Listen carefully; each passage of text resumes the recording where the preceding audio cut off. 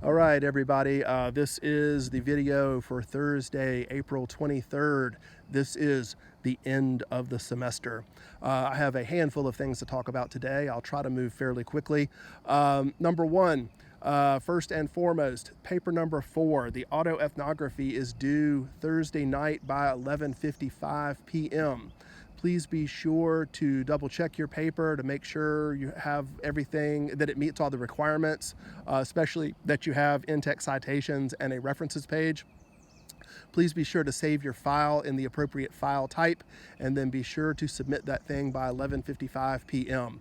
I also recommend, after you submit, closing the browser and then going back to Moodle just to double check that your paper actually did get uploaded. Better to be safe than sorry. I will be reading those papers over the next week or so. I'm really looking forward to it, in fact. I can't wait to see what you guys came up with. I can't wait to see what kinds of insights you have into your in-group membership. And those papers will come back to you on the exam day. In my mind, my due date is the same as your due date for the exam. I'll say more about this in a minute, but you have to submit your exam by 11 a.m. on the exam date, and I will have your papers, graded papers, uploaded by 11 a.m. on the exam date. Number 2 is the final exam. The final exam prompt will be available Thursday morning on our website. Please read over it. If you have any questions about the prompt or about the exam in general, please be sure to post those to the forum so that everybody can see your questions and, of course, my responses. The submission window will be open as of Thursday the 23rd. You have to submit your paper by 11 a.m. on your exam day. That date is on our Moodle page. It's been there since the beginning of the semester, but if you look all the way at the bottom, you'll see it. The final exam is due by 11 a.m. on the exam day, but like I said, you can submit that anytime after about lunchtime on Thursday the 23rd. And when I read these papers, I will be thinking of them as something that was written in 3 hours or so, which is our exam. That's the exam window. These papers obviously will not have been through the kind of the drafting and half draft and peer review process, covering 10 days or 2 weeks like we normally do. So they won't be held to that same standard.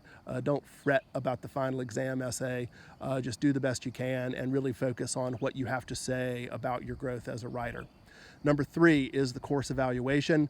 Hopefully you have already completed the course evaluation. If not, please do it. That data is very valuable to me, as well as first year writing and the English department. I want to know what you thought about the class, whether it was good or bad. And as I've said already in a previous video, the course evaluation asks you some questions about the course prior to spring break, and then a few other questions about the course after spring break, the online version. And I would obviously love to get feedback about both of those things. The other thing I want to tell you is by way of announcements. Up at the top of our Moodle page in the course information section, you'll see a link for other resources. On that page, there's a link to a kind of a neat program that NC State has called Thank a Teacher.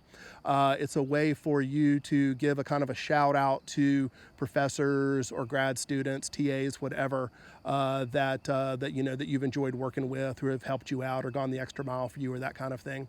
I don't really have any illusions about me being that person for you, but I do want you to know about the program, and I really hope that sometime over the next 3 or 4 years, you will encounter that professor or that grad student, TA, whatever, who makes a difference for you, and the Thank a Teacher program is a nice way to let them know it. Okay, next order of business is our semester overview. And one of the benefits for you guys of being in the online version is that this semester overview is going to be really fast. Were it the regular semester, I'd be talking for a few minutes, but here it goes, really quick. Paper number 1, or unit 1, was our science unit, but really that was a unit about the importance of audience.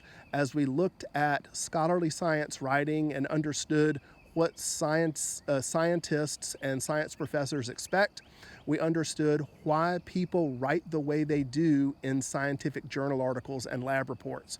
And then, of course, your work in paper number 1, you had to pick a target audience, imagine this person or this group of people, and then try to write an article that was interesting and relevant and perhaps even helpful to that particular audience. Audience is important. Good writers and good speakers always keep their audience in mind, and you should keep that in mind too. Our second unit dealt with humanities. The big idea there was to use a theory to analyze and interpret something. As I've said previously, this isn't just an Englishy kind of skill.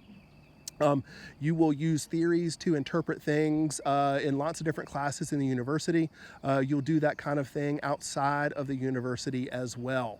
It's important to be able to understand the theory, to look at something in terms of that theory, or understand it in terms of that theory. That's your analysis, right? And then, of course, to be able to draw a conclusion and communicate your results. And that's what you did in paper number 2. Paper number 3, or then our third unit, focused on the autoethnography, but also on research. Paper number 3 was specifically about research. You had to write about your sources in that annotated bibliography. It's one thing to go and find some good information. It's quite another to spend some time with that information and really assess its value and validity and usefulness as a source. And so that's why in paper number 3, you were writing about the author's qualifications. What kind of argument was being made? What kind of evidence was being offered? And then, of course, how that source compared to your others and how you might use it in your research paper. Those are important questions to consider. And I know that you guys aren't the type of student to just go out and find the first source or use the first source that you can find. Good scholarship relies on good sources and good research. And the kinds of things that we did in that annotated bibliography will help to ensure that you have high quality sources that are relevant and useful to you. And then, of course, there's the autoethnography, where you were using the research as well as your own personal experiences to write about your in-group experience. A lot of times we think of academic writing as dry and informal and impersonal.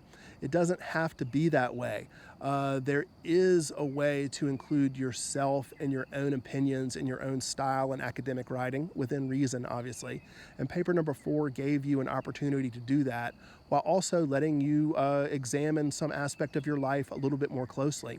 And honestly, I hope that you were able to learn something about yourself or about your community through your work on paper number 4.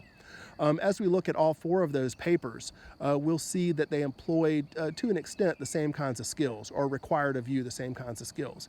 First of all, there's reading. You had to read articles, you had to read websites, you had to understand them. Secondly, you employed your critical thinking skills to try to understand, well, why are things written the way they are? How do things connect together, right? How does the information relate to the audience? And then third was your creative thinking. In all 4 of those papers, maybe to a lesser extent in paper number 3, but certainly in the other 3 papers, you created something brand new. You wrote a paper that had never been written before. To do that, you had to employ creative thinking. You took the raw materials that you had gathered from your reading and your research and your critical thinking, and you combined them into something new and different. And like I said, it's something that never existed before. That's a good feeling, I think, and certainly it is an example of using creative thinking skills, right? So we read things, we think critically about them, and then we turn that into something new. And really, that's the gist of English 101. Good research, good reading, critical thinking, and creative thinking. And obviously, we're able to look at that in the sciences, the humanities, and the social sciences. I have a lot more to say about it, but in the interest of time, I'm not gonna. I know you're upset. And then lastly, I just want to say that it has been really my pleasure to work with you guys this semester. I love working with English 101 students. I love being able to get you guys in your first semester or first year of college when you're fresh out of high school and new to the university. I hope that I've been able to help you to improve your reading and writing skills and your critical thinking skills and that kind of thing. I've also hoped that I've been able to help you kind of acclimate to the university and to the university environment. This is going to sound really cheesy, but I really am humbled to be able to work with you, on part of your academic journey through the university. You're going to learn a lot and you're going to change a lot over the next 3 or 4 or 5 years. And it was just really cool for me to see you at the beginning and to help you through the first part of that. Like I said, it's cheesy, but I'm really glad to be able to do that. Finally, I just want to say that you know my email address and you know where my office is. And if I can ever help you out, you'll be sure to let me know it. If at some point you're passing through Tompkins Hall and you see my door open, I hope you'll stop in and say hi for a minute. I promise you won't have to stay long, but I also will promise that I'll be glad to see you. So take care. Best of luck with everything, and I hope to see you sometime soon. Bye.